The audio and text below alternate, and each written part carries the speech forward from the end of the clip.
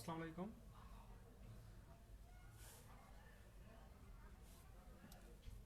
Hello, আমরা কি শুনতে পাচ্ছি?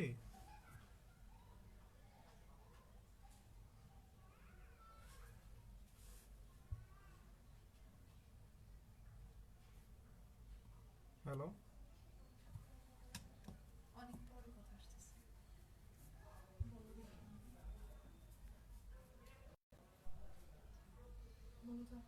হ্যালো, আমরা কি শুনতে পাচ্ছি? কাইন্ডলি কেউ একটু কমেন্টসে জানাবেন আমাদের সাউন্ডগুলো কি ক্লিয়ার কিনা।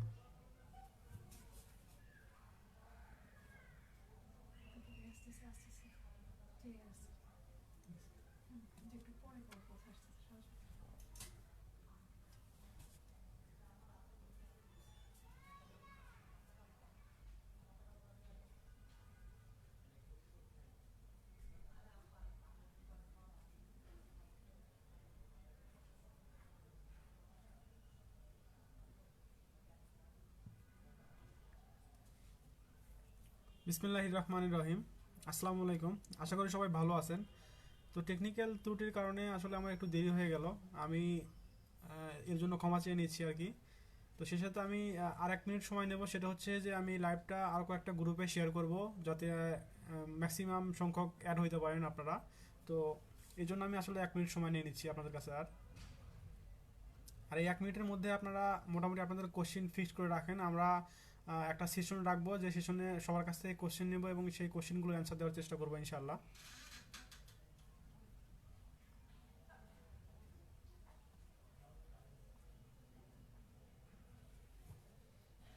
তো আজকের লাইভটার মূল টপিকটা হচ্ছে যে আমাদের আগামী 11 ফেব্রুয়ারি 2022-এর BTCL junior assistant manager,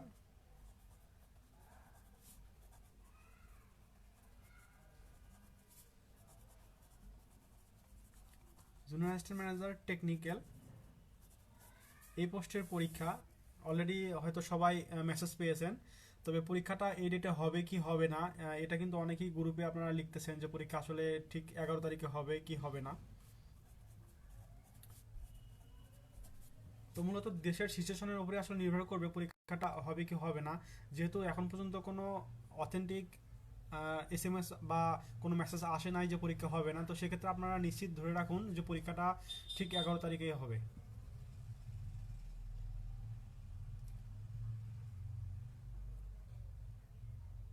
please কেউ একজন কমেন্টসে জানাবেন যে আমার কথাটা ক্রিস্টাল ক্লিয়ার কিনা, আপনারা সঠিকভাবে শুনতে পাচ্ছেন কিনা আসলে।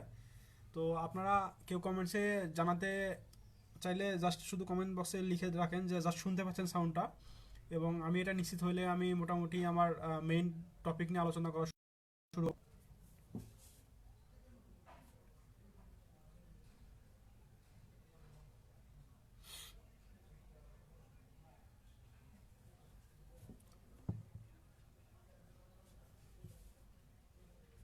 আচ্ছা, হ্যাঁ, এমডি আর শাওন ভাই বলছেন যে জি স্যার ক্লিয়ার। তো আমি ধরে নিলাম যে আমাদের সাউন্ডটা ক্রিস্টাল ক্লিয়ার শোনা যাচ্ছে। তো সেক্ষেত্রে আমি শুরু করি। তো BTCL junior assistant manager technical, এই পোস্টে কিন্তু অনেক ডিপার্টমেন্ট থেকে আসলে সার্কুলারে অ্যাপ্লাই করার কথা বলা হয়েছে, এবং মোটামুটি কম্বাইন্ড যে ডিপার্টমেন্টগুলো আছে সেই ডিপার্টমেন্ট থেকে কিন্তু আমরা অ্যাপ্লাই করেছি। তো এখন কথা হচ্ছে যে আসলে আহ, পরীক্ষাটার যে কোশ্চিন প্যাটার্নটা, এই কোশ্চিন প্যাটার্নটা আসলে কি ধরনের হবে। তো আমি মূলত প্রথমে কোশ্চিন প্যাটার্ন নিয়ে কথা বলবো।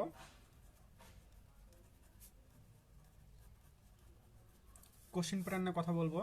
তো কোশ্চেন প্যাটার্নটা মূলত ডিপেন্ড করে হচ্ছে আপনার পরীক্ষা কে নিচ্ছে বা পরীক্ষার সেন্টার কোথায়। তো সেই ক্ষেত্রে আমরা যেহেতু এখন পর্যন্ত জানি না পরীক্ষা কে নেবে, তবে যতটুকু সম্ভব যে পরীক্ষা আসলে বুয়েট নেওয়ার পসিবিলিটিস বেশি, এবং অ্যাডমিটে মেবি বুয়েট লেখাটাও আছে। এবং এক্সাম সেন্টারটা বিটিসিএল যেহেতু একটা ব্রড এরিয়া জুড়ে বিস্তৃত, সেই ক্ষেত্রে আপনার অনেক ক্ষেত্রে দেখা যায়, অর্থাৎ আমাদের যদি আগের যে পরীক্ষাগুলো হয়েছে সেই পরীক্ষাগুলোকে কল্পনা করি বা পরীক্ষাগুলোর দিকে দেখি, সেক্ষেত্রে দেখা যায় যে বিটিসিএল কিন্তু তার নিজস্ব কিছু কিছু স্কুল আছে বিটিসিএল আন্ডারে। সেই স্কুলগুলোতে কিন্তু তারা সিট প্ল্যান ফালান, এবং বুয়েট কিন্তু পরীক্ষা ঠিকই নেয়, অর্থাৎ কোশ্চিন প্যাটার্ন কিন্তু বুয়েটেরই হয়, বাট পরীক্ষাগুলো হয়ে থাকে হচ্ছে বিভিন্ন স্কুলগুলোতে। তো এই জন্য অনেকেই হয়তো বা ভাবেন যে আমাদের অ্যাডমিট কার্ডে অথবা আমাদের এসএমএসে তো আসছে এক্সাম সেন্টারটা বিটিসিএল এর কোনো স্কুলে, তাহলে কি পরীক্ষা তারা নিজেরাই নিচ্ছে কিনা। তো আসলে এটা তেমনটা না, কারণ হচ্ছে যে যেহেতু তাদের সিট প্ল্যান ক্যাপাসিটি আছে, এই জন্য কিন্তু তারা আপনার নিজেদের স্কুলগুলোতে পরীক্ষা নিয়ে থাকে এবং পরীক্ষাটা একদম অ্যাকুরেটলি স্বচ্ছভাবে হয়ে থাকে, অর্থাৎ বুয়েটে ঠিক যেমন স্বচ্ছভাবে পরীক্ষা হয় ঠিক সেমভাবে কিন্তু পরীক্ষাগুলো হয়ে থাকে।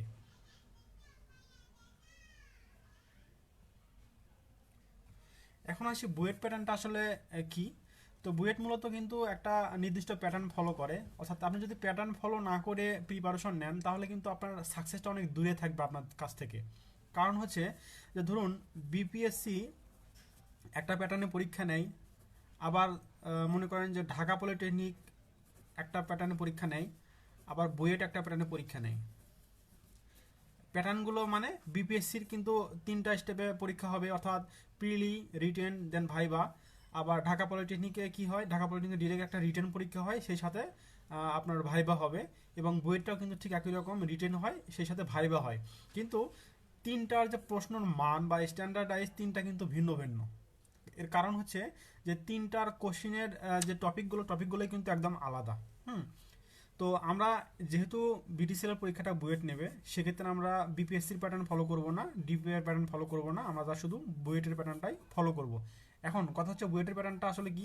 বুয়েট আমরা দেখতে পাচ্ছি যে 2021 সালে মোটামুটি কিন্তু তারা 100 মার্কের একটা কোশ্চিন প্যাটার্ন নিয়ে আসছে, অর্থাৎ এর আগে কিন্তু আপনার দেখা যেত যে 100 মার্কের কোশ্চিনই, বাট সময় ছিল হচ্ছে 1.5 ঘন্টা, কিন্তু এখন কিন্তু সেই সময়টাকে তারা 1 ঘন্টায় নিয়ে আসছে। হুম। মার্ক কিন্তু হয় 100 মার্কে হবে অথবা 80 মার্কে হবে। এখন 100 বা 80 মার্কের ক্ষেত্রে দেখা যায় কি আপনার তারা ডিপার্টমেন্ট এবং নন দুইটা কোশ্চেনই তারা রেখে দেয়, অর্থাৎ আপনার ডিপার্টমেন্ট পার্টে কিছু কোশ্চেন থাকে, নন পার্টে কিছু কোশ্চেন থাকে, এবং নন পার্ট যেটা সম্পূর্ণ থাকে হচ্ছে এমসিকিউ। নন পার্ট হয় হচ্ছে এমসিকিউ, অ্যান্ড ডিপার্টমেন্ট পার্ট হয় কিছু শর্ট কোশ্চেন। ডিপার্টমেন্ট পার্ট কিছু শর্ট কোশ্চেন হয়। এখন প্রথমে আগে আমি নন পার্টটা নিয়ে কথা বলি।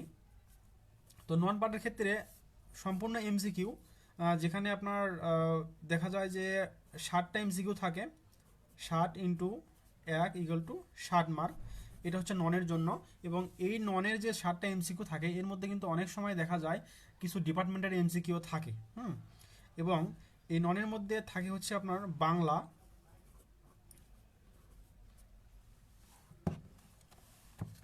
দেন থাকে ইংলিশ,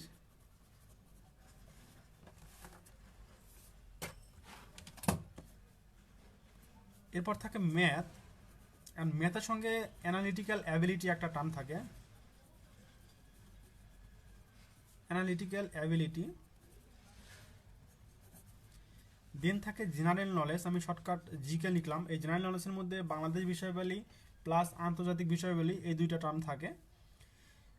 মোটামুটি এর মধ্যে আসলে কভার হয়ে যায়। এবং এই জেনারেল নলেজের মধ্যে কিন্তু বাংলাদেশ বিষয়াবলী প্লাস আন্তর্জাতিক বিষয়াবলী এবং সেই সাথে বিজ্ঞানের কিছু টার্মগুলো থাকে এর মধ্যে। তো এই হচ্ছে ননের এমসিকিউ। এবং ম্যাথমেটিক্যাল টার্মগুলো যেগুলো আছে সেগুলো কিন্তু একটু অ্যানালিটিক টাইপের, এবং যেখানে দেখা যায় অনেক সময় এই 60 মার্কের ক্ষেত্রে আপনার 40 মার্ক, এটা হয় 40টা এমসিকিউর জন্য 40 মার্ক, আবার 10টার জন্য হয় 2 মার্ক করে 20 মার্ক। এই হচ্ছে 60 মার্ক। ঠিক এইভাবে কিন্তু অনেক সময় এই প্যাটার্নটা হয়ে থাকে। আবার পাওয়ার সেক্টরের ক্ষেত্রে দেখা যায় যে আপনার এই এমসিকিউ এর মানটা কমে দিয়ে তারা পাওয়ার সেক্টরের কিছু কোশ্চেন এখানে ঢুকায় এমসিকিউ এর মধ্যে। সেই ক্ষেত্রে আপনার আলাদা জিনিস, যেহেতু আমরা পরীক্ষা দেব বিটিসিএল এ, এবং বিটিসিএল এর ক্ষেত্রে পাওয়ার সেক্টরের কোনো কোশ্চেন এখানে আসবে না, এটা নিশ্চিত থাকবেন আপনারা। এবং সেই সাথে দেখা যায় যে এমসিকিউ এর ক্ষেত্রে যে প্রতিষ্ঠানের পরীক্ষাটা হবে সেই প্রতিষ্ঠান সম্পর্কিত দু একটা কোশ্চেন কিন্তু এসে থাকে। সো আমরা যেহেতু বিটিসিএল এর পরীক্ষা দিচ্ছি, সেক্ষেত্রে বিটিসিএল সম্পর্কে বেসিক কিছু ধারণা আপনারা জেনে যাবেন, এবং সেটা কোথায় পাবেন, সেটা পাবেন বিটিসিএল এর নিজস্ব ওয়েবসাইটে, এবং আপনারা ওখান থেকে দেখে নেবেন আর কি। তো এই হচ্ছে নন ডিপার্টমেন্টের প্রিপারেশন, অর্থাৎ সিলেবাস। আর আমরা এই সিলেবাসগুলো ফলো করবো মূলত কোন বই থেকে। তো মূলত এই কোশ্চেনগুলো আমরা যেহেতু প্রতিনিয়ত জবের প্রস্তুতি নিচ্ছি, তো সেক্ষেত্রে কিন্তু ননের জন্য আমরা একটা স্ট্রং প্রিপারেশন নেব। কারণ হচ্ছে যে কম্পিটিশন বা আপনার বাছাই পর্বটা কিন্তু এই ননের ক্ষেত্রে খুব বেশি হয়ে থাকে। এর অর্থ হচ্ছে যে ডিপার্টমেন্টের কিছু কোশ্চেন আছে যেগুলো কিন্তু ম্যাক্সিমাম সবাই পারেন, বাট নন ডিপার্টমেন্টের কোশ্চেনগুলো কিন্তু আসে, এখানে মার্ক ভ্যারি হয়, যার কারণে আপনাদের বাছাই পর্বে অনেকেই হয়তো পিছিয়ে যান বা পিছিয়ে পড়েন। তো এই জন্য ননটাকে আপনাদেরকে স্ট্রং জোন হিসেবে নিয়ে নিতে হবে। হ্যাঁ, আর ডিপার্টমেন্টের যেগুলো আছে কিছু কোশ্চেন থাকবে কঠিন, যেটা সবাই পারবে না, আবার কিছু থাকবে সহজ, যেটা সবাইকেই পারতে হবে, আপনাকেও পারতে হবে। তো এই জন্য ননটা যদি আপনি ভালো এফিসিয়েন্সি দিতে পারেন, সেক্ষেত্রে আপনার জব পাওয়ার পসিবিলিটিসটা একটু বেশি থাকে। হ্যাঁ, তো এই ননগুলো আসলে পড়ার যে বইগুলো বইগুলো আসলে কোনগুলো, এই ননগুলো মূলত আপনার বিসিএস এর যে প্রিলিমিনারি কোশ্চিনের জন্য আপনারা যে কোনো বই ফলো করতে পারেন, সেটা হইতে পারে ডাইজেস্ট, হইতে পারে সাবজেক্টিভ কোনো বই, তো এরকম, অথবা কোনো জব সলিউশন হইতে পারে, এগুলো থেকে আপনারা পড়ে নিতে পারেন। এবং বুয়েটে পরীক্ষা নিলে দেখা যায় যে তারা সাম্প্রতিক কিছু কোশ্চিন দিয়ে থাকে। এই জন্য আপনাকে প্রতি মাসের যে কারেন্ট অ্যাফেয়ার্স আছে, অথবা আপনারা যদি প্রতিদিন পত্রিকায় চোখ বুলিয়ে যান, তাহলে কিন্তু অটোমেটিক আপনারা এই রিসেন্ট যে সাম্প্রতিক কোশ্চেনগুলো আছে সেই কোশ্চেনগুলো আপনারা পেয়ে যাবেন। এবং এটার কিন্তু খুবই কম মার্ক থাকে আর কি, দেখা গেল যে 2 মার্ক বা 3 মার্ক থাকে।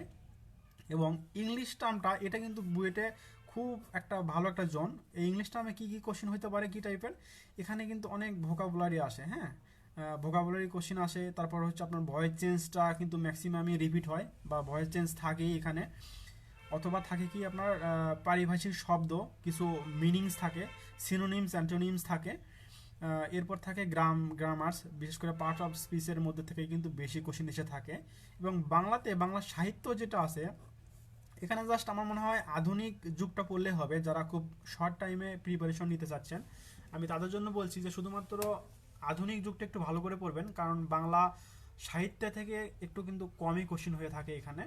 তবে বাংলা দ্বিতীয় থেকে কিন্তু অনেক কোশ্চেন হয়ে থাকে। বাংলা দ্বিতীয় থেকে যেমন হতে পারে ধ্বনি তত্ত্বর মধ্যে যে পার্টটা আছে, অর্থাৎ বর্ণগুলোর মধ্যে যেমন হচ্ছে আপনার মৌলিক বর্ণ কয়টি, তারপরে হচ্ছে আপনার দীর্ঘস্বর কয়টি, হ্রস্বস্বর কয়টি, এই টাইপের যে কোশ্চেনগুলো আছে এই কোশ্চেনগুলো বেশি আসে। তারপরে আপনার আসে হচ্ছে ধ্বনি বিপর্যয়, বিপরীতার্থক শব্দ কোনটি, এবং সাধুচলিতর যে কিছু এক্সাম্পলগুলো আছে, যে নিচের কোনটি সাধু ভাষা শব্দ, অথবা নিচের বাক্যটিতে সাধু ভাষা শব্দ কয়টি আছে, ঠিক এই টাইপের কিন্তু কোশ্চেনগুলো বাংলা দ্বিতীয় থেকে এসে থাকে। হ্যাঁ, তো বাংলা গেল, ইংলিশ গেল, এবং ম্যাথগুলো কি আসলে ম্যাথে কিছু টার্ম আছে যে টার্মগুলো আপনাকে অবশ্যই জানতে হবে বা পড়তে হবে। সেটা হচ্ছে কি, যে প্রথমত হচ্ছে প্রবাবিলিটি। প্রবাবিলিটি এটা খুবই ইম্পর্টেন্ট, বিশেষ করে বুয়েটের জন্য। সেটা আপনার ওই যে ছক্কা বা কয়েন, এই টাইপের যে ম্যাথগুলো থাকে সেটা কিন্তু এসে থাকে, এটা প্রতিনিয়তই এসে থাকে। এবং এই জন্য এটা একটু খুব ভালোভাবে পড়াশোনা করবেন। এবং সেই সাথে আর একটা টার্ম মোস্ট ইম্পর্টেন্ট, সেটা হচ্ছে পিতা পুত্রের অঙ্ক। আমরা ছোটবেলা থেকে কিন্তু এই পিতা পুত্রের অঙ্ক দেখেছি। তো এটা কিন্তু বুয়েটে অনেক সময় বললে ভুল হবে, ম্যাক্সিমাম টাইমে কিন্তু এই পিতা পুত্রের অঙ্কটা এসে থাকে। তো এই অঙ্কটা একটু ভালোভাবে দেখবেন। সেই সাথে থাকবে হচ্ছে আপনার লাভ ক্ষতি, লাভ ক্ষতির অঙ্ক, এই টার্মটাও খুবই গুরুত্বপূর্ণ। এরপর আছে হচ্ছে বিন্যাস সমাবেশ, বিন্যাস সমাবেশ। হ্যাঁ, এরপর আপনি দেখতে পারেন, যেহেতু এটা হচ্ছে সাব অ্যাসিস্ট্যান্ট ইঞ্জিনিয়ার বা 10ম গ্রেডের আমরা বলে থাকি পোস্টের পরীক্ষা, তো সেই ক্ষেত্রে আমার মনে হয় যে এই 4টা টার্ম অবশ্যই আপনারা দেখে যাবেন। এবং সর্বশেষ যেটা, সেটা হচ্ছে বীজগণিত। বীজগণিত এটার কোনো আসলে টার্ম নেই, এর মধ্যে সূচক থাকতে পারে, সূচকটাই বেশি থাকে, সূচক বা অ্যালগরিদম, লগারিদম, এগুলো কিন্তু বেশি থাকে বীজগণিতের মধ্যে। সেই সাথে থাকে হচ্ছে জ্যামিতি, জ্যামিতির মধ্যে পরিমিতি বা ত্রিকোণমিতি, এই টার্ম, বিশেষ করে পরিমিতির যে কিছু অঙ্ক আছে সেই অঙ্কগুলো কিন্তু খুব বেশি এসে থাকে এখানে।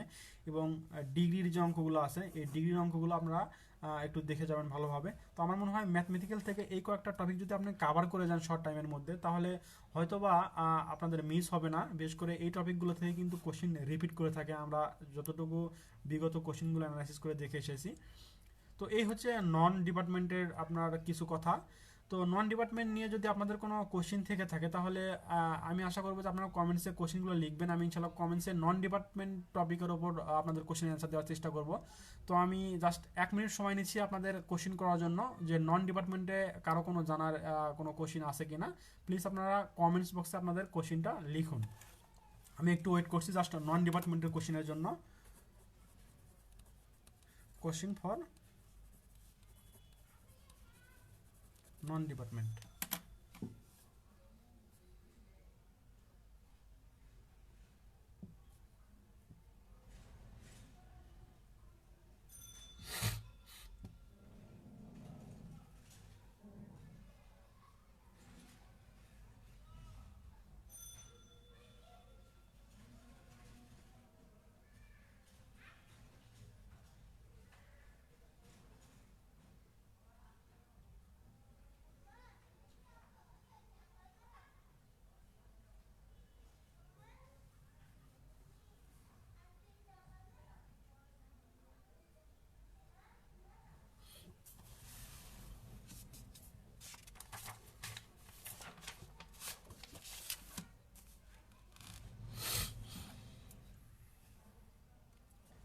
আচ্ছা, রানা আহমেদ ভাই বলেছেন যে বিটিসিএল এর অ্যাডমিট কার্ডে কিছু মার্ক ডিস্ট্রিবিউশন দেয়া আছে, যেখানে আছে আপনার বাংলা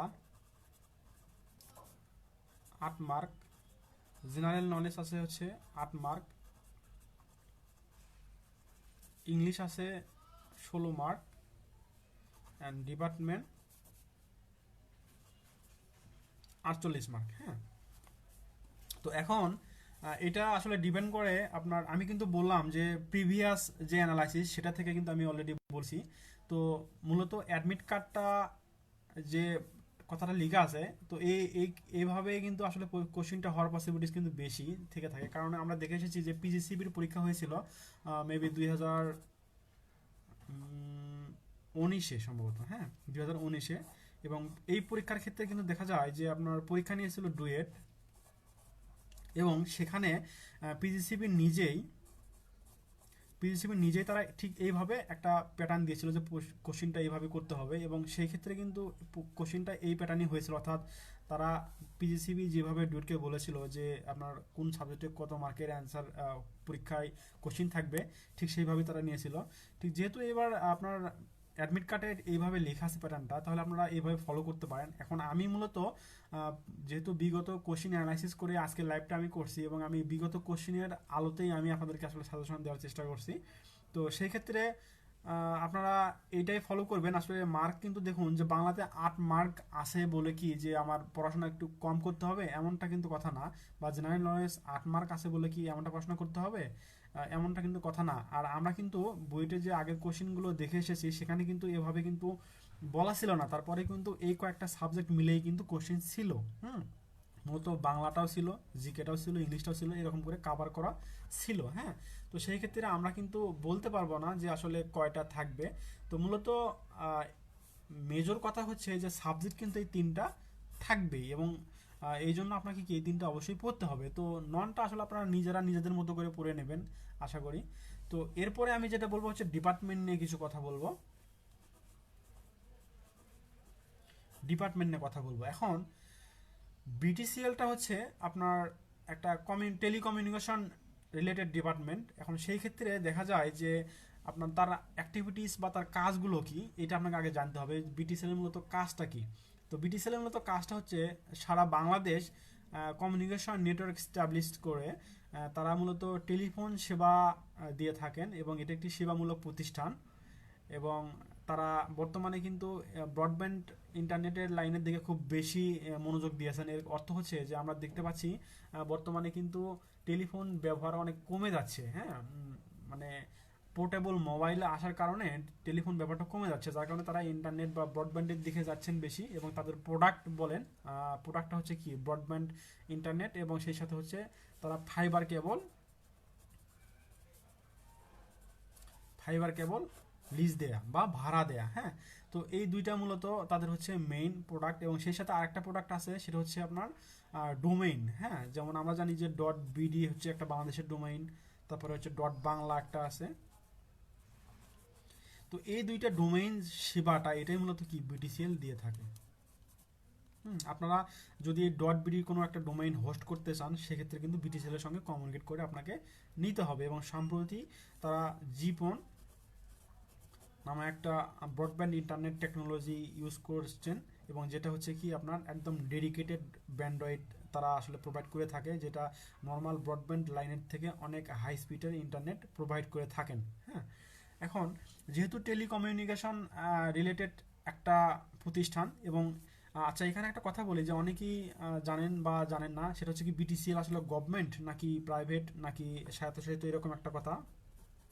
তো বিটিসিএল মূলত এমন একটা প্রতিষ্ঠান, এটা আসলে গভর্নমেন্ট না, আবার প্রাইভেট না বা বেসরকারি না। তো এটা হচ্ছে একটা সরকারের কোম্পানি, অর্থাৎ স্টেট ওন্ড অর্গানাইজেশন, মানে স্বায়ত্তশাসিত প্রতিষ্ঠান। এবং অন্যান্য স্বায়ত্তশাসিত প্রতিষ্ঠানের তুলনায় বিটিসিএল এর অ্যাসেট, সেটা হচ্ছে জিওগ্রাফিক্যাল অ্যাসেট বলতে পারেন, এটা কিন্তু অনেক বেশি। অর্থাৎ সারা বাংলাদেশে উপজেলা পর্যায়ে এমনকি ইউনিয়ন পর্যায় পর্যন্ত কিন্তু তাদের অ্যাসেটগুলো আছে। এবং বিশেষ করে তাদের ভূমির যে পরিমাণটা, এটা কিন্তু অনেক বেশি, যেটা বিটিসিএল এর দখলে আছে। এটা কিন্তু প্রত্যেকটা উপজেলা পর্যায়ে কিন্তু তাদের হচ্ছে অ্যাসেট আছে। এবং এই জন্য তাদের বিস্তৃতটা এই জন্য তাদের বিস্তৃতিটাও কিন্তু অনেক বেশি, এবং সেটা কিন্তু সারা বাংলাদেশ জুড়ে। হ্যাঁ, তো আপনার এই জবের ক্ষেত্রে আপনার সারা বাংলাদেশে কি জব করার একটা স্কোপ আছে, যেটা অন্যান্য জবে কিন্তু থাকে না। আর বিটিসিএল যেহেতু একটা টেলিকমিউনিকেশন রিলেটেড প্রতিষ্ঠান, সেই ক্ষেত্রে তারা রিক্রুটমেন্টে কিন্তু কয়েকটা ডিপার্টমেন্ট থেকে অ্যাপ্লাই করার মতো অপশন রেখেছেন, যেখানে আপনার কম্পিউটার টেকনোলজি ছিল, তারপর পাওয়ার টেকনোলজি ছিল, ইলেকট্রিক্যাল টেকনোলজি ছিল, তারপর ইলেকট্রনিক্স, তারপর টেলিকমিউনিকেশন, এরকম কিন্তু অনেক ডিপার্টমেন্ট ছিল। হ্যাঁ, তো সেই ক্ষেত্রে আমি জানলাম যে এই নন ডিপার্টমেন্ট যেগুলো আছে, এটা ধরলাম যে কমন, বাট এই ডিপার্টমেন্ট কোশ্চেনটা আসলে কি হবে, এই ডিপার্টমেন্ট যে মার্কটা, এটা মূলত কিভাবে আসবে। এখন কথা হচ্ছে যে এই ডিপার্টমেন্ট কোশ্চেনগুলো আমি যদি চিন্তা করি যে আপনার এতগুলো ডিপার্টমেন্ট থেকে কিভাবে কোশ্চেনটা হবে। পাওয়ার ডিপার্টমেন্টের ধরেন যারা অ্যাপ্লাই করেছেন, তারা আসলে কি পাওয়ারের সাবজেক্টগুলো পড়বেন শুধু, নাকি সব সাবজেক্টগুলোই পড়বেন? তো এটা কিন্তু অনেক একটা হেজিটেশনের একটা প্রশ্ন। কারণ হচ্ছে যে যেহেতু তারা নন ডিপার্টমেন্টের সিলেবাস দিলেও ডিপার্টমেন্টে কিন্তু কোনো সিলেবাস বা মানে একটু সহজ করে দেয় নাই। হ্যাঁ, জাস্ট এখানে ডিপার্টমেন্ট 48 মার্ক, এইরকম জাস্ট এইটুকুই বলছে। এখন আমরা আগের যে কোশ্চেনগুলো আছে, সেই কোশ্চেনগুলো যদি অ্যানালাইসিস করে দেখি, তো সেখানে দেখা যায় যে আপনার বিশেষ করে মেজর যে ডিপার্টমেন্টগুলো আছে, সেই ডিপার্টমেন্টের যে মেজর সাবজেক্টগুলো, সেই সাবজেক্টগুলো থেকে কোশ্চেন হতো। তো মেজর ডিপার্টমেন্ট বলতে এখানে বোঝানো হচ্ছে যে কম্পিউটার, ইলেকট্রিক্যাল এবং টেলিকমিউনিকেশন, এই তিনটাই মেজর ডিপার্টমেন্ট। এই তিনটা মেজর ডিপার্টমেন্ট থেকে কোশ্চেন হতো। তো আপনার সর্বশেষ সার্কুলার, এটাও কিন্তু 100টা পোস্টেরই ছিল। এবং এই সার্কুলারের যে পরীক্ষাটা হয়েছিল, এটা পরীক্ষার আপনার সেন্টার ছিল কিন্তু বুয়েটেই, এবং পরীক্ষাটাও নিয়েছিল বুয়েট। এবং সেই কোশ্চেনে দেখা যায় যে পরীক্ষা দিয়ে বাইরে এসে কিছু গ্রুপ আছে, তারা বলেন যে এই কোশ্চেনটা সম্পূর্ণ টেলিকমিউনিকেশন থেকে হয়েছে। কিছু গ্রুপ আছে তারা বলে যে এই কোশ্চেনটা সম্পূর্ণ কম্পিউটার ডিপার্টমেন্ট থেকে হয়েছে। আবার কিছু গ্রুপ আছে যে তারা বলে এই কোশ্চেনটা সম্পূর্ণ ইলেকট্রিক্যাল বেস হয়েছে। তো আমি যদি সামগ্রিকভাবে সবগুলো গ্রুপকে একত্রিত করে বলি, তো সেক্ষেত্রে দেখা যায় আসলে কোশ্চেনগুলো সব ডিপার্টমেন্ট থেকেই হয়েছে। হ্যাঁ, তো এখন সব ডিপার্টমেন্ট থেকে যদি হয়ে থাকে, আপনি তো কম্পিউটার ডিপার্টমেন্টে পড়াশোনা করেছেন। এখন কম্পিউটার ডিপার্টমেন্টের পড়াশোনা করার পর এমন তো নাই যে আপনি হচ্ছে ইলেকট্রিক্যাল ডিপার্টমেন্টের সবগুলো সাবজেক্ট পড়ছেন। এখন শুধুমাত্র এই বিটিসিএল এর পরীক্ষার জন্য আপনি কি এখন ইলেকট্রিক্যালের যত 4 বছরে তারা পড়াশোনা করেছেন সবগুলো কি আমি এখন পড়বো? বিষয়টা এমনটা না। কারণ হচ্ছে আপনি আপনার ডিপার্টমেন্টের ইফিসিয়েন্সি যদি ভালো দিতে পারেন, আপনি টার্গেট রাখেন যে আপনার ডিপার্টমেন্টের যে কোশ্চেনগুলো আসবে সেগুলো 100% ইফিসিয়েন্সি দেবেন। অর্থাৎ আপনার ডিপার্টমেন্ট থেকে যে কোশ্চেনটাই আসুক না কেন, আপনি সেই কোশ্চেনগুলো অ্যান্সার করতে পারবেন। হ্যাঁ, এতটুকু যদি আপনি ইফিসিয়েন্সি বা কনফিডেন্ট রাখেন, আমার মনে হয় যে সেটাই হচ্ছে আপনার পারফেক্ট প্রিপারেশন হয়ে যাবে। এবং আমাদের কিছু কমন সাবজেক্ট আছে অন্যান্য ডিপার্টমেন্টের সাথে। সেটা হচ্ছে কি, আমি যদি চিন্তা করি যে ইলেকট্রিক্যাল, তারপর টেলিকমিউনিকেশন বা ডাটা কমিউনিকেশন এবং কম্পিউটার, ইলেকট্রনিক্স, এই কয়েকটা ডিপার্টমেন্টের যে কমন সাবজেক্টগুলো আছে, সেই সাবজেক্টগুলো কিন্তু আপনাদেরকে অবশ্যই গুরুত্ব সহকারে পড়তে হবে। তো এর মধ্যে যেমন আছে কি ডিজিটাল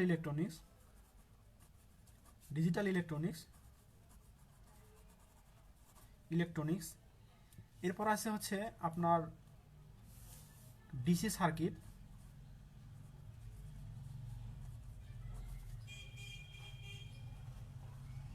এই দুইটা গেল। এবং আর কি কমন আছে? তো মূলত এই দুটা কিন্তু আমরা কম্পিউটার ডিপার্টমেন্ট পড়েছি, তারপর টেলিকমিউনিকেশন ডিপার্টমেন্ট পড়েছি, ইলেকট্রিক্যাল পড়েছি, ইলেকট্রনিক্স পড়েছি। হ্যাঁ, তো তার মানে এই দুটা সাবজেক্ট অবশ্যই আপনাদের জন্য খুবই গুরুত্বপূর্ণ কিন্তু। হ্যাঁ, তো এখন এই ডিসি সার্কিট যেটা আছে এখান থেকে মূলত আপনারা শুধু সিরিজ প্যারালালের যে আপনার ম্যাথগুলো শুধু সেগুলো একটু দেখে যাবেন। এবং আরেকটা সাবজেক্ট আছে সেটা হচ্ছে ইলেকট্রনিক্স ডিভাইস অ্যান্ড সার্কিট। আচ্ছা, ইলেকট্রনিক্স ডিভাইস অ্যান্ড সার্কিট এই সাবজেক্টটা আছে। এই সাবজেক্ট থেকে জাস্ট শুধু আমরা 4টা থিওরেম অনুসরণ করে ম্যাথ দেখেছি, ট্রানজিস্টরের ম্যাথ। সেটা হচ্ছে ভোল্টেজ ডিভাইডার রুলস,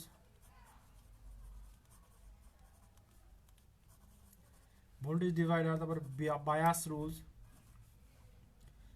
এরকম কয়েকটা আছে। হ্যাঁ, তো এই 4টা রুলসের যে ট্রানজিস্টরের ম্যাথটা এইটা দেখে যাবেন। সেই সাথে দেখে যাবেন হচ্ছে আপনার ডায়োডের ম্যাথ এবং পাওয়ার অ্যাম্প্লিফায়ার। পাওয়ার অ্যাম্প্লিফায়ার পাওয়ার অ্যাম্প্লিফায়ারগুলো কি আমরা ওই যে class A, class B, class C and class A B অ্যাম্প্লিফায়ারে যে আপনার হচ্ছে আউটপুট ডায়াগ্রাম বা ইনপুট আউটপুট ক্যারেক্টারিস্টিক্স কার্ভ দেখেছিলাম, সেই কার্ভটা একটু দেখে যাবেন। এবং অপ অ্যাম্প দেখে যাবেন, অপারেশনাল অ্যাম্প্লিফায়ার। হুম, তো এই ইলেকট্রনিক্স ডিভাইস সার্কিট থেকে মূলত এই কয়েকটা টার্ম অবশ্যই আপনারা দেখে যাবেন, মিস করা যাবে না। এবং ডিজিটাল ইলেকট্রনিক্স যে সাবজেক্ট আছে এই সাবজেক্টে আসলে কি পড়বেন, এই সাবজেক্টে মূলত মোস্ট ইম্পর্টেন্ট হচ্ছে কে ম্যাপ। কে ম্যাপটা খুবই গুরুত্বপূর্ণ। এবং সেই সাথে থাকতে পারে কি আপনার হচ্ছে এই যে ল্যাস আছে অ্যান্ড হচ্ছে ফ্লিপ ফ্লপ আছে। ল্যাস ফ্লিপ ফ্লপের পার্থক্য বা নর ল্যাস, ন্যান ল্যাস, এগুলো কীভাবে কাজ করে জাস্ট এগুলো একটু দেখে গেলেন। আর আপনার এখান থেকে হচ্ছে বুলিয়ান ইকুয়েশন সিম্পলিফিকেশন, যেটা গত বছর এসেছিল। বুলিয়ান গত বছর বলতে গত লাস্ট যে সার্কুলারটা হয়েছিল সেখানে বুলিয়ান ইকুয়েশন সিম্পলিফিকেশন, জাস্ট এটা একটু গুরুত্ব সহকারে দেখে যাবেন, এটা মোস্ট ইম্পর্টেন্ট। তো ডিজিটাল ইলেকট্রনিক্স থেকে এটা বলে যাবেন। ডিসি সার্কিট থেকে বলে যাবেন কি, ডিসি সার্কিট থেকে হচ্ছে সিরিজ প্যারালাল যে ম্যাথটা আছে সেই ম্যাথগুলো একটু দেখে যাবেন। এবং বেশি থিওরিম আসলে পড়ার দরকার নাই, যারা কম্পিউটার ডিপার্টমেন্টে আসি তাদের জন্য বলছি আসলে বেশি থিওরি পড়ার দরকার। ওই যে থিওরেম যেগুলো আছে যেমন হচ্ছে থেভেনিন থিওরেম, নর্থ, তারপর হচ্ছে সুপার পজিশন থিওরেম, এইগুলো আসলে এত কিছু এখন দেখার দরকার নেই। তবে সিরিজ প্যারালালের যে মিশ্র সার্কিট আছে সেই সার্কিটে অবশ্যই আপনারা কি স্টার ডেল্টাটা দেখে যাবেন। হ্যাঁ, স্টার ডেল্টা রুলস ইউজ করে যে একটা ইকুইভ্যালেন্স রেজিস্ট্যান্স বের করার অথবা কোনো একটা স্পেসিফিক ব্রাঞ্চের ভোল্টেজ ড্রপ বের করার, এই টাইপের যে ম্যাথগুলো আছে সেই ম্যাথগুলো একটু দেখে যাবেন এই সাবজেক্ট থেকে। আর কম্পিউটার ডিপার্টমেন্টের কিছু কমন সাবজেক্টগুলো আছে, যেমন হচ্ছে ডেটা স্ট্রাকচার, তারপর ডেটাবেস, এরপর হচ্ছে আপনার নেটওয়ার্কিং, নেটওয়ার্কিং এরপরে আপনার অ্যালগোরিদম। তো এটা মূলত এই যে ডেটা স্ট্রাকচারের মধ্যে আসলে কভার হয়ে যাবে। এরপর আপনারা দেখবেন programming in C, programming in C, এরপরে মাইক্রোপ্রসেসর, মাইক্রোপ্রসেসর। তো মূলত মোস্ট ইম্পর্টেন্ট হচ্ছে এই সাবজেক্টগুলো আসলে। তো আমি একটু কোশ্চিন নিই আপনাদের কাছ থেকে যে এ পর্যন্ত আপনারা বুঝতে পারছেন কিনা, এবং এখন পর্যন্ত আপনাদের যদি কোনো কোশ্চিন থেকে থাকে তাহলে একটু কাইন্ডলি কমেন্টসে লিখবেন, আমি কোশ্চিনের অ্যান্সার দেওয়ার চেষ্টা করবো ইনশাল্লাহ। তো আমি 1 মিনিট সময় নিচ্ছি আপনাদের কোশ্চিন নেওয়ার জন্য। সো প্লিজ আপনাদের কোশ্চিনগুলো একটু কমেন্টসে লিখুন।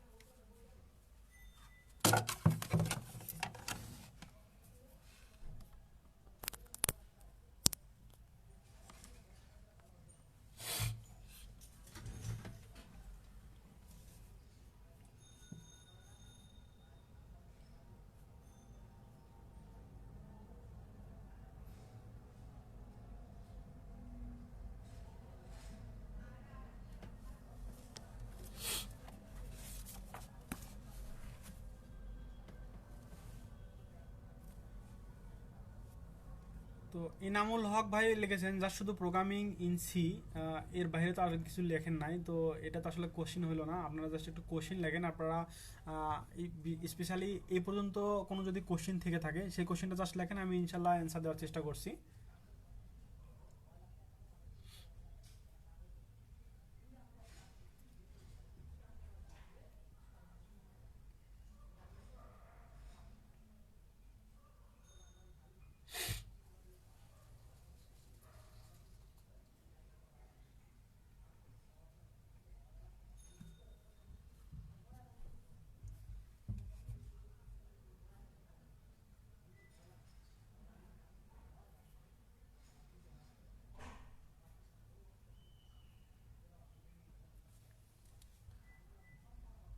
তো আমি কিন্তু এখনো কোনো কোশ্চিন পাই নাই।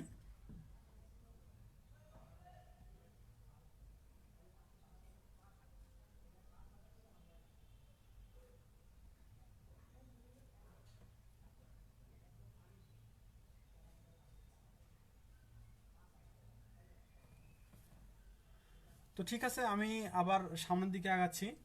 তো এখন আমি আলোচনা করবো আসলে প্রোগ্রামিং ইন সি নিয়ে।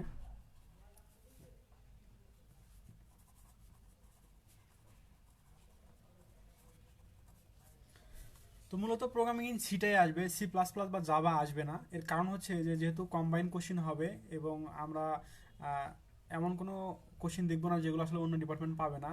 তারা মূলত কোশ্চিন করবেন ঠিক সব ডিপার্টমেন্টের জন্য যেন মোটামুটি কমন হয়, অর্থাৎ সব ডিপার্টমেন্টের স্টুডেন্ট যেন আসলে একটু পারার চেষ্টা করেন। তো ঠিক এরকম কোশ্চিনটাই হবে, এবং সেই ক্ষেত্রে কিন্তু প্রোগ্রামিং ইন সি থেকে আসার পসিবিলিটিসটাই বেশি। হ্যাঁ, এবং সেই ক্ষেত্রে আপনার কেমন কোশ্চিন হবে,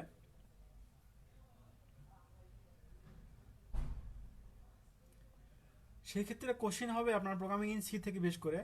তো এই প্রোগ্রামিং ইন সি কিন্তু আমরা মোটামুটি সব ডিপার্টমেন্টেই পড়েছি, সেটা পাওয়ার বলেন, মেকানিক্যাল বলেন, ইলেকট্রিক্যাল বলেন, ইলেকট্রনিক্স বলেন, সবাই কিন্তু আমরা প্রোগ্রামিং ইন সি পড়েছি। হ্যাঁ, তো এই জন্য এই সাবজেক্টটা কিন্তু একটা উইক জোন হইতে পারে, যেটা থেকে আপনার সবাই আপনার কমন পাবেন বা সবাই লিখতে পারবেন, এরকম কিন্তু কোশ্চিন হইতে পারে এখান থেকে। হ্যাঁ, তো এই জন্য এই সাবজেক্টের যে টপিকগুলো আপনারা পড়বেন সেটা হচ্ছে কি, বিশেষ করে আপনার ফ্যাক্টোরিয়াল বের করার প্রোগ্রাম, তারপর ফিবোনাকি সিরিজ প্রিন্ট দেওয়ার প্রোগ্রাম, ফিবোনাকি সিরিজ প্রিন্ট দেওয়ার প্রোগ্রাম, এরপরে প্রাইম নাম্বার চেক করার বা প্রাইম সিরিজ প্রিন্ট দেওয়ার প্রোগ্রাম।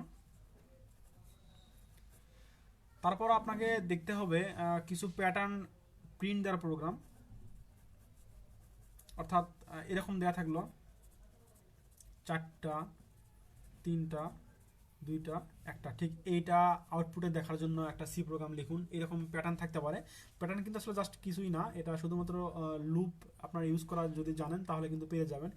এরপরে মোস্ট ইম্পর্টেন্ট হচ্ছে আপনার অ্যারে।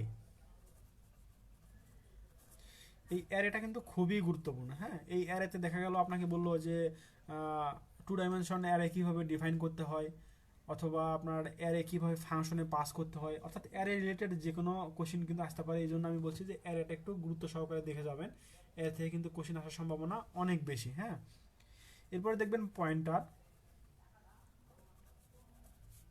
এটাও কিন্তু মোস্ট ইম্পর্টেন্ট।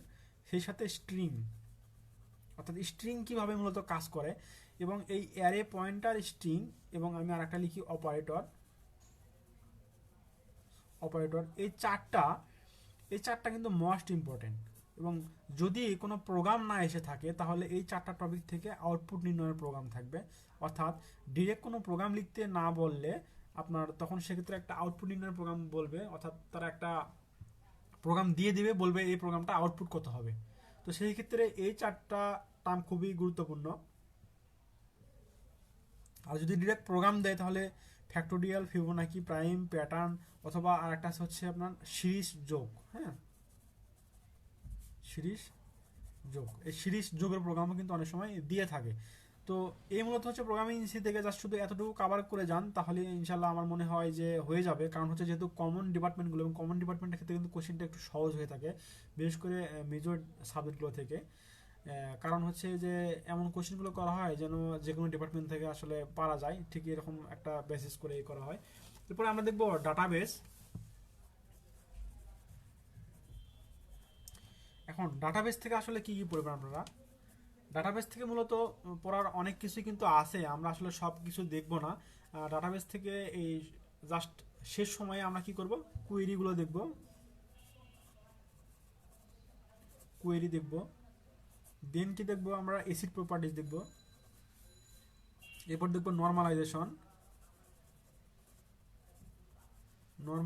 দেখব, এরপর দেখব বিভিন্ন কিস, অর্থাৎ প্রাইমারি কি কাকে বলে, ফরেন কি কাকে বলে, এরকম ইউনিক কি কাকে বলে, অল্টারনেট কি কাকে বলে, ঠিক আছে, এই টাইপের কিগুলো এগুলো আমরা দেখব। এরপরে দেখব আমরা আপনার বিশেষ করে এই কোয়েরির ক্ষেত্রে সাব কোয়েরিটা খুবই গুরুত্বপূর্ণ এবং এগ্রিগেশন ফাংশনটা এগুলো কিন্তু খুবই গুরুত্বপূর্ণ, তো এগুলো একটু দেখে যাবেন। অথবা ইদানিংকালে কিন্তু দেখা যাচ্ছে আপনার এই কুইরির ক্ষেত্রে সেটা একটা টেবিল ক্রিয়েট করতে বলে তারা হুবহুব, এবং যে টেবিলে কি একটা প্রাইমারি কি থাকবে, একটা ফরেন কি থাকবে, এই টাইপের কিন্তু কোশ্চিন তারা করে থাকেন। হ্যাঁ, তো এই জন্য একটু কুয়েরিটা গুরুত্ব সহকারে দেখবেন, বিশেষ করে ডেটাবেজের ক্ষেত্রে। তো এই হচ্ছে ডেটাবেজের আপনার পড়াশোনার টপিকগুলো। এবং এরপরে আমি যদি দেখি সেটা হচ্ছে মাইক্রো প্রসেসর।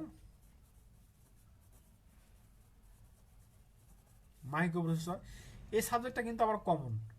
এই সাবজেক্টটা কিন্তু আপনার ইলেকট্রিক্যালরাও পড়েছেন, ইলেকট্রনিক্সরাও পড়েছেন, আবার টেলিকমিউনিকেশনেরাও পড়েছেন, এবং সেই সাথে কিন্তু কম্পিউটার ডিপার্টমেন্টরাও পড়েছেন। তাহলে মাইক্রোপ্রসেসরটা এই জন্য কিন্তু গুরুত্বপূর্ণ। এবং মাইক্রোপ্রসেসরতে আসলে কি পড়বেন, মাইক্রোপ্রসেসরতে পড়তে হবে আপনারা 8085 মাইক্রোপ্রসেসরে রেজিস্টার অ্যাড্রেসিং মোডগুলো কী কী, অর্থাৎ কী কী অ্যাড্রেসিং মোডগুলো ইউজ করা হয় সেগুলো পড়বেন। এরপরে পড়বেন ফ্ল্যাগ রেজিস্টার, হ্যাঁ, তারপর হচ্ছে অ্যাড্রেসিং মোড। এরপরে হচ্ছে আপনার প্রপার্টিস, এটা হচ্ছে কি কি বৈশিষ্ট্য এগুলো পড়বেন। এরপরে আপনি যেটা দেখতে পারেন সেটা হচ্ছে কি যে বিভিন্ন বিটের মাইক্রোপ্রসেসরের উদাহরণ, অর্থাৎ 4 বিটের মাইক্রোপ্রসেসর কোনগুলো, অথবা 8 বিটের মাইক্রোপ্রসেসর কোনগুলো, 16 বিটের মাইক্রোপ্রসেসর কোনগুলো, এগুলো দেখে যেতে পারেন। এরপর দেখতে পারেন যে মাইক্রোপ্রসেসর এবং মাইক্রো কন্ট্রোলারের মধ্যে পার্থক্য, এটা দেখতে পারেন। এবং আধুনিক কম্পিউটারে যে ব্লক ডায়াগ্রাম একটা আছে,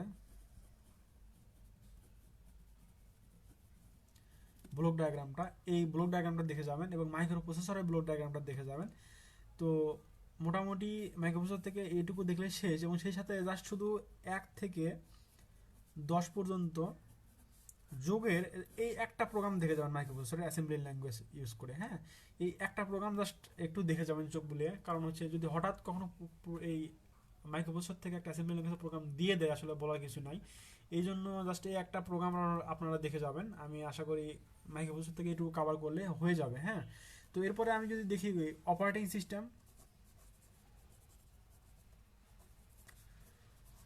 সিস্টেম থেকে আসলে আমরা কি কি পড়বো, অপারেটিং সিস্টেম থেকে পড়বো মূলত হচ্ছে কি ওই যে মনিটর প্রোগ্রাম কাকে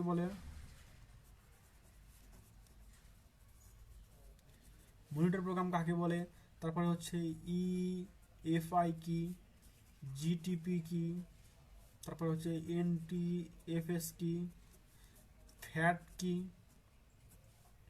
এরপরে আপনারা দেখবেন হচ্ছে লোডার বুট লোডার কাকে বলে। হ্যাঁ, এই জিনিসগুলো দেখে যাবেন। এরপর দেখবেন হচ্ছে আপনার কি শিডিউলিং গুলো দেখে যাবেন, HCAC শিডিউলিং দেখে যাবেন। এরপর দেখবেন হচ্ছে প্রসেস ভার্সেস থ্রেড, এই প্রসেস এবং থ্রেডের মধ্যে পার্থক্যটা কি দেখে যাবেন। প্রসেস সাইকেলটা দেখে যাবেন, এটা হচ্ছে সাইকেল বা প্রসেস স্টেট বলে। তো এই কোশ্চেনটা কিন্তু গত পরীক্ষায় এসেছিল, প্রসেস স্টেটগুলো দেখাও। এরপর দেখবেন আপনার হচ্ছে PCB, প্রসেস কন্ট্রোল বোর্ড, এই টার্মটা একটু দেখে যাবেন, এটাও কিন্তু খুবই গুরুত্বপূর্ণ। এরপরে আপনার লিনাক্স কমান্ড দেখে যাবেন, এটাও কিন্তু খুবই গুরুত্বপূর্ণ। হ্যাঁ, তো মূলত অপারেটিং সিস্টেম থেকে আসলে এই টপিকগুলো যদি আপনি কভার করেন তাহলে আমার মনে হয় অপারেটিং সিস্টেম কভার করা শেষ হয়ে যাবে। এরপরে আমি একটা মোস্ট ইম্পর্টেন্ট একটি সাবজেক্টের কথা বলবো, আসলে এটা সাবজেক্টও না, আবার সাবজেক্ট না বললেও হয় না, সেটা হচ্ছে এক্সেল। বর্তমানে বইয়ের যে পরীক্ষাগুলো নিচ্ছে সেই পরীক্ষাগুলো থেকে কিন্তু এক্সেলের কিছু কিছু কোশ্চিন অনেক গুরুত্বপূর্ণ, এবং তারা কিন্তু এক্সেল থেকে কোশ্চেন রিপিট করছে, যেটা হচ্ছে সর্বশেষ আমরা কয়েকটা পরীক্ষাতে দেখেছি 2021 সালে। তারা কিন্তু এক্সেলের একটা করে কোশ্চেন দিচ্ছে, এবং সেটা কিন্তু যে কোনো ধরনের কোশ্চেনই হইতে পারে। বিশেষ করে গুরুত্বপূর্ণ কিছু টার্ম আছে, যেমন হচ্ছে আপনার কাউন্ট নামে একটা ফাংশন আছে, সেই ফাংশনটা কীভাবে ইউজ করতে হয় এটা একটু দেখবেন। তারপর দেখবেন লার্জ, স্মল, এই ফাংশনগুলো একটু দেখবেন, এই ফাংশনগুলো কীভাবে আসলে কাজ করে এক্সেলে। তারপরে আপনার হচ্ছে average,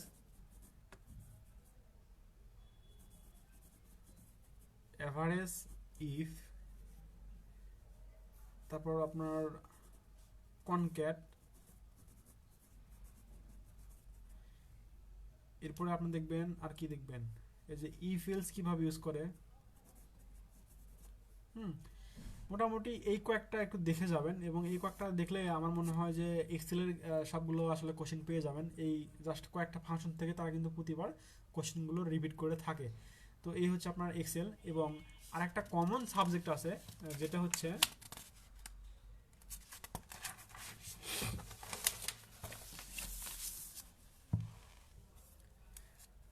data communication.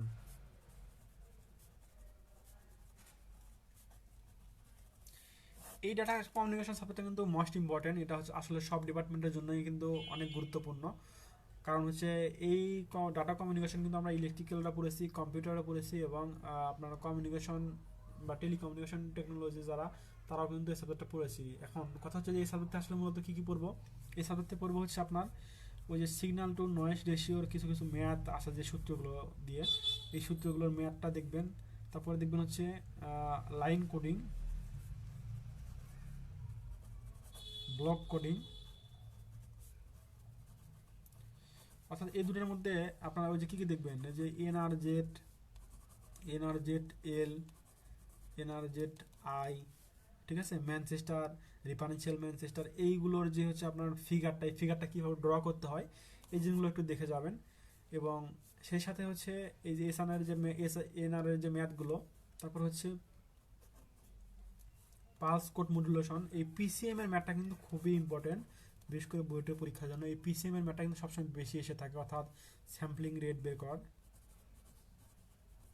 Sampling rate বের করার, হ্যাঁ, এইটা কিন্তু খুব বেশি এসে থাকে। এবং সেই সাথে হচ্ছে আপনার ব্যান্ডওয়েথের কিছু ম্যাথ, অর্থাৎ কিছু ব্যান্ডওয়েথ দেওয়া থাকবে, এর মধ্যে থেকে আপনাকে ফিগার ড্র করতে বলবে, হ্যাঁ। তারপরে হচ্ছে আপনার ডিবি, ডেসিবেলের যে ম্যাপটা, এই ডেসিবেলের যে ম্যাপটা, এই ডেসিবেলের ম্যাপটা আপনারা একটু দেখে যাবেন। অর্থাৎ আপনার সিগন্যালের নয়েজ টু পাওয়ার, নয়েজ সিগন্যাল এবং আপনার হচ্ছে অরিজিনাল সিগন্যাল যেটা, অর্থাৎ সিগন্যালের নয়েজ পাওয়ার এবং সিগন্যাল পাওয়ার, এটার যে রেশিওটা, এই ডিবির যে ম্যাথগুলো আছে সেই ম্যাথগুলো একটু দেখে যাবেন। এটা কিন্তু খুবই গুরুত্বপূর্ণ। এবং সেই সাথে আরেকটা জিনিস খুবই গুরুত্বপূর্ণ, এবং আমার মনে হয় যে কমিউনিকেশন থেকে ম্যাথ যদি নাও এসে থাকে তাহলে এই টপিক থেকে অবশ্যই আসবে, সেটা হচ্ছে ট্রান্সমিশন মিডিয়াম।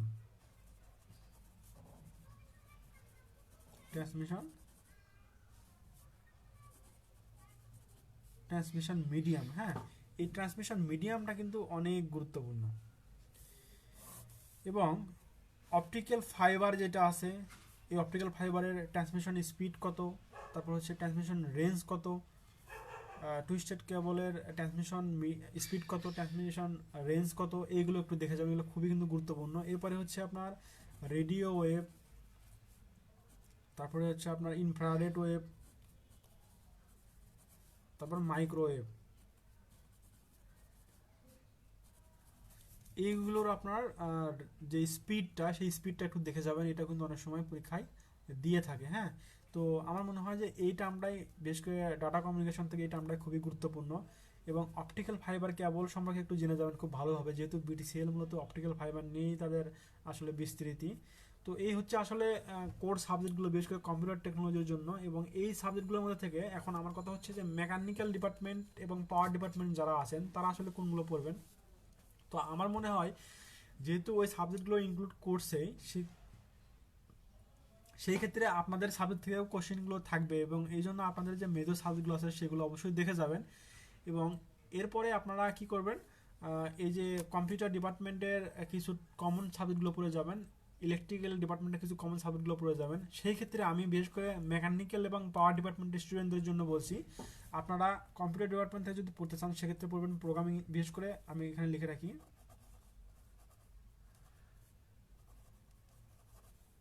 মেকানিক্যাল প্লাস পাওয়ার।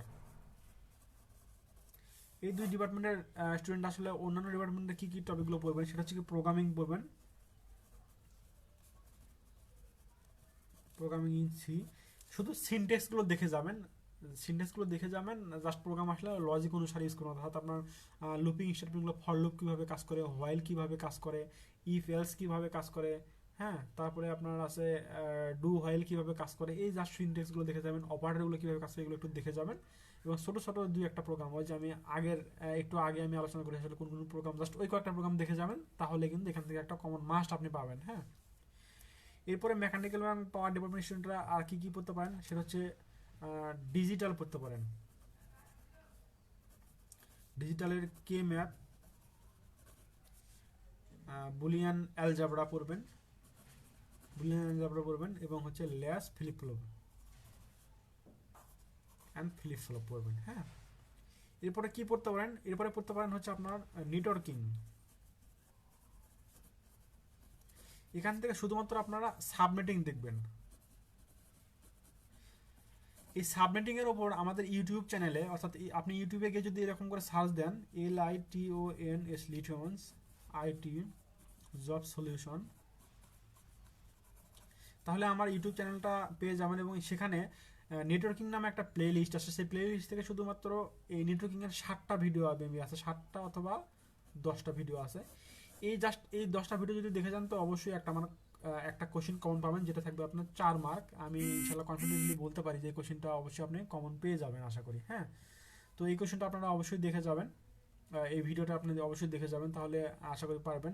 এবং ডিজিটাল থেকে যদি আপনি পড়তে চান তাহলে সেক্ষেত্রে আমাদের এই ইউটিউব চ্যানেলটাই ফলো করতে পারেন। এখানে কিন্তু এই 11টা ভিডিও আছে ডিজিটাল ইলেকট্রনিক্সের ওপর মোটামুটি। আমরা তো রেগুলার বেসিসে আসলে ভিডিও বেনে তো আমরা আসলে রেগুলার বেসিসে ভিডিও মেক করে আমরা আপলোড করার চেষ্টা করছি, আপনারা ওখান থেকে দেখে আসতে পারেন। তো এই দুইটার জন্য, বেশ করে 3টা সাবজেক্টের জন্য কিন্তু, হ্যাঁ, এই 3টা সাবজেক্টের ভিডিও আমাদের ইউটিউব চ্যানেলে আছে, আপনারা দেখে প্রিপারেশন নিতে পারেন। এবং আপনার ডিপার্টমেন্ট এবং বিশেষ করে ননটা, আপনারা যারা মেকানিক্যাল এবং পাওয়ারে আছেন তারা নন ডিপার্টমেন্টে স্ট্রং জোন তৈরি করুন। আমার মনে হয় যে সেইটাই আপনাদের জন্য বেটার হবে। এবং এই জাস্ট এই 3টা সাবজেক্ট থেকে আপনি যদি 3টাই কমন পান তাহলে 3 4 12 মার্ক পেয়ে যাচ্ছেন কিন্তু এখান থেকে। হ্যাঁ, তো এই 3টা সাবজেক্ট থেকে 12 মার্ক কমন পাওয়ার জন্য আপনারা আমার শুধু ইউটিউব চ্যানেলে যে ভিডিওগুলো আছে, শুধু সেই ভিডিওগুলো সাবজেক্ট ওয়াইজ এখানে প্লে লিস্ট আমার করা আছে, programming in C, digital, networking. এই প্লে লিস্টের 3টা প্লে লিস্টের ভিডিওগুলো জাস্ট দেখে যাবেন, তাহলে আমার মনে হয় কি এই 12 মার্কটা আপনারা পেয়ে যেতে পারেন। হ্যাঁ, তো আমার মনে হয় আমি সব টপিক নিয়ে আসলে আলোচনা করেছি। এরপরে যদি আপনাদের কোনো টপিক নিয়ে জানার ইচ্ছে থেকে থাকে আপনারা কমেন্টসে জানাইতে পারেন আমাকে। তো আমি আর 1 মিনিট আপনাদের কোশ্চেন নেব এখন, যা শুধু আমি আপনাদের কোশ্চেনের অ্যান্সারগুলো দেওয়ার চেষ্টা করবো। কাইন্ডলি আপনারা কমেন্ট বক্সে লেখা চেষ্টা করবেন, আমি ইনশাল্লাহ সেই লেখা পড়ে পড়ে আপনাদেরকে কোশ্চেনের অ্যান্সার দেওয়ার চেষ্টা করবো ইনশাল্লাহ। তো আমি ওয়েট করছি 1 মিনিট, এবং 1 মিনিট পরে আমি আসলে লাইভটা ডিসকানেক্ট করবো। আপনাদের প্রশ্ন নেওয়ার অপেক্ষায় আমি রইলাম।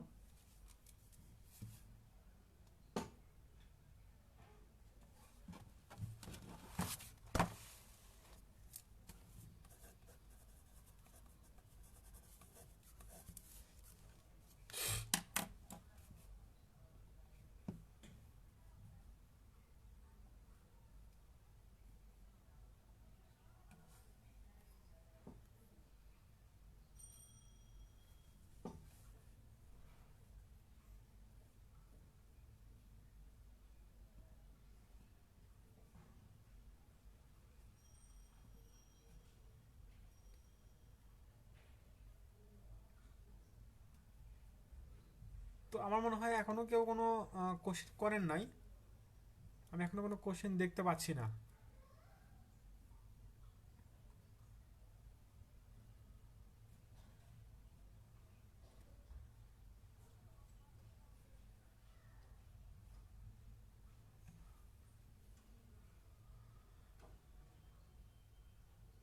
তো আমি এখনো কোনো কোশ্চেন পেলাম না।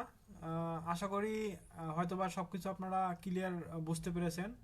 তো সর্বশেষ আমি যেটা বলবো সেটা হচ্ছে আপনারা আমার ইউটিউব চ্যানেলটা দেখে আসতে পারেন। এই ইউটিউব চ্যানেলে কিন্তু আমরা জব প্রিপারেশনের জন্য প্রত্যেকটা সাবজেক্টের সিরিজ ভিডিও লেকচার আপলোড করে থাকি এবং রিসেন্ট যে পরীক্ষাগুলো হয়ে থাকে এই পরীক্ষার কোশ্চেনগুলো সলিউশন করে আপলোড করি।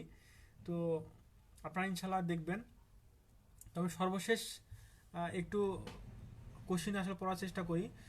এনামুল হক ভাই লিখেছেন যে কম্বাইন প্রশ্ন যেহেতু কত মার্ক হলে টিকা যাবে এমন একটা ধারণা দেন। এখন কত মার্ক হলে আসলে টিকা যাবে এটা কিন্তু আসলে বলা যায় না কখনো, কারণ হচ্ছে আপনার 100টা পোস্ট আছে। তো স্বাভাবিকভাবে বিটিসিএল এর আমার মনে হয় যে প্রত্যেকটা পোস্টের জন্য 3জন করে ভাইবার জন্য আপনার তারা কল করবেন এবং সেই ক্ষেত্রে আমরা কল্পনা করতে পারি যে আপনার 300 জনকে তারা ভাইবার জন্য কল করবে। এখন এই 300 জনের মধ্যে আসলে সর্বশেষ যিনি 300তম যিনি তিনি আসলে কত মার্ক সেটাই তো কাট মার্ক, তাই তো? এখন এইটা আসলে ডিফাইন করা হয় যে আপনারা যতগুলো আপনারা পরীক্ষা দেবেন তাদের সবার মার্ক সর্ব উচ্চ 300 জন যারা, অর্থাৎ মার্কটাকে যদি আমি ডিসেন্ডিং অর্ডারে সাজাই সেক্ষেত্রে প্রথম যে 300 জন হবে সেই 300 জনই আপনাদের নির্বাচিত হবেন। তো এই জন্য কিন্তু আসলে কাট মার্ক বলে বা কত মার্ক হলে টিকা যাবে এটা কিন্তু আসলে বলা যায় না। হ্যাঁ, এটা ডিপেন্ড করে আসলে প্রশ্নটা কেমন হয়েছে, আপনারা পরীক্ষা কেমন দিয়েছেন সবাই এর উপর ডিপেন্ড করে, অর্থাৎ হাইস্ট স্কোর অনুসারে আপনার 300 জনকে তারা আসলে ভাইবার জন্য কল করতে পারে, একটা আইডিয়া বলতে পারি আমরা। এবং এই আসলে এনামুল হক ভাই আসলে আমার মনে হয় আপনার কোশ্চেন অ্যান্সারটি পেয়েছেন। তো এরপরে এক ভাই লিখেছেন যে রবিউল ইসলাম ভাই, যে ভাই ডিপার্টমেন্ট কি আলাদা কোশ্চেন হবে না? তো ডিপার্টমেন্ট মূলত আলাদা কোশ্চেন আসলে হয় না, একটা কোশ্চেনের মধ্যেই সব ডিপার্টমেন্টের কোশ্চেন থেকে থাকে, যেটা আমরা আগের কোশ্চেনগুলো দেখে এসেছি। তো সেই ক্ষেত্রে দেখা যায় আপনার প্রত্যেকটা ডিপার্টমেন্ট থেকে কিন্তু কিছু কিছু করে কোশ্চেন থাকে। হ্যাঁ, এই জন্য আমি বলবো যে আসলে যিনি যে ডিপার্টমেন্টে আসেন তিনি তার ডিপার্টমেন্টটাই আপনার 100% ইফিসিয়েন্সি দেওয়ার চেষ্টা করুন। সেক্ষেত্রে আমার মনে হয় সেটাই বেটার হবে এবং আপনারা ননের প্রতি জোর দিন। যারা আপনার ডিপার্টমেন্ট নিয়ে একটু ভীতু আছেন বা বলতে পারেন যে আপনার ডিপার্টমেন্টে একটু উইক আছেন, তারা ননের দিকে বেশি জোর দিন। কারণ আপনার এখানে পরীক্ষায় কিন্তু এমনটা হবে না যে কি যে নন আলাদাভাবে দেখবে ডিপার্টমেন্ট আলাদাভাবে দেখবে, এটা কিন্তু একবারে একটা কোশ্চেনেই থাকবে এবং টোটাল স্কোর অনুসারে কিন্তু কাউন্ট হবে। সেই ক্ষেত্রে আপনারা ননে বেশি করে জোর দিন। দেখা যাবে যে অনেক স্টুডেন্ট আছে তারা ডিপার্টমেন্টে অনেক ভালো কিন্তু ননটা ভালো না। হুম, তো এই জন্য ননটার প্রতি জোর দেবেন বেশি আশা করি। এবার রবিউল ইসলাম ভাই আরেকবার কমেন্টস করেছেন যে ভাই কম্পিউটার থেকে কতজন নিতে পারে, ডিপার্টমেন্ট ওয়াইজ আলাদা কোশ্চেন হবে? হ্যাঁ, আমি তো বললাম ডিপার্টমেন্ট ওয়াইজ আলাদা কোনো কোশ্চেন হবে না, একই কোশ্চেন হবে এবং কম্পিউটার থেকে কতজন নেবে এটা আসলে বলা যাবে না। আমি তো এটাই বলতে চাচ্ছি বারবার, সেটা হচ্ছে যে হাইয়েস্ট স্কোর যাদের হবে সেটা যে কোনো ডিপার্টমেন্ট হইতে পারে। কারণ বিটিসিএল এর যে কাজটা আছে এটা আসলে স্পেসিফিক কোনো ডিপার্টমেন্ট রিলেটেড কাজ না, মূলত তাদের হচ্ছে কমিউনিকেশন রিলেটেড কাজ, যেটা আসলে সব ডিপার্টমেন্টের স্টুডেন্টরা আসলে করতে পারবেন। ঠিক আছে, তো এই জন্য আসলে কোন ডিপার্টমেন্ট থেকে কতজন নেবে এটা আসলে কখনো বলা যাবে না বা এরকম করে কখনো তারা টিকান না। হ্যাঁ, এরপর হচ্ছে সুপেন রয় ভাই বলেছেন যে এক্সাম ডেট কি করোনার জন্য ডেট পিছাবে নাকি ভাই?